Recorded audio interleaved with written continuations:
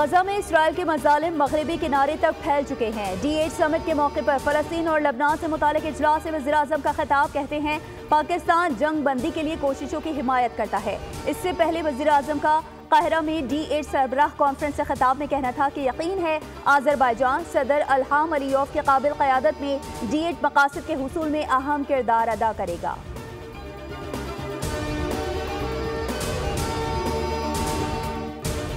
तवील इंतजार का खात्मा पाकिस्तान की जीत पर हुआ। चैंपियंस ट्रॉफी हाइब्रिड मॉडल पर होगी। PCB, BCCI और ICC में मुआहदा हो चुका है।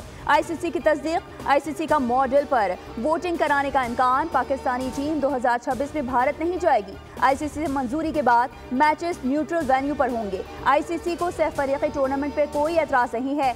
ICC women's T20 world cup 2028 की मेज़बानी भी करेगा।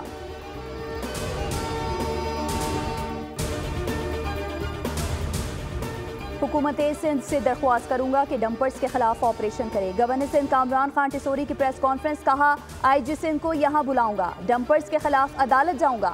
अगर ये ट्रैफिक हादसात का सिलसिला नहीं रोका तो ये गवर्नर आपको डंपर के आगे नजर आएगा। गवर्नर हाउस की दीवारों में इतनी ताकत है कि ड्राइवर्स को गिरबान से पकड़ें। शहर में पानी के मसाइल हैं, डंपर्स के मसाइल हैं। ये शहर लावारिस नहीं, इसके साथ नाइंसाफी नहीं होने देंगे।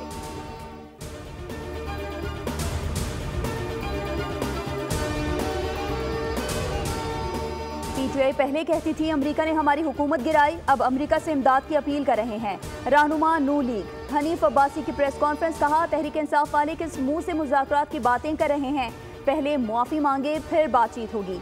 PTI मुल्क में अदम इस्तेहकाम चाहती है।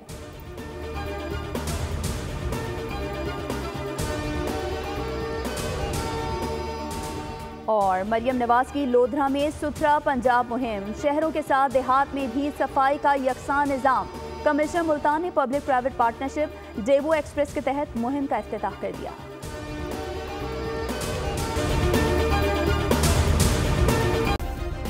सब्सक्राइब करें और बेल दबाएं ताकि कोई खबर रह न जाए।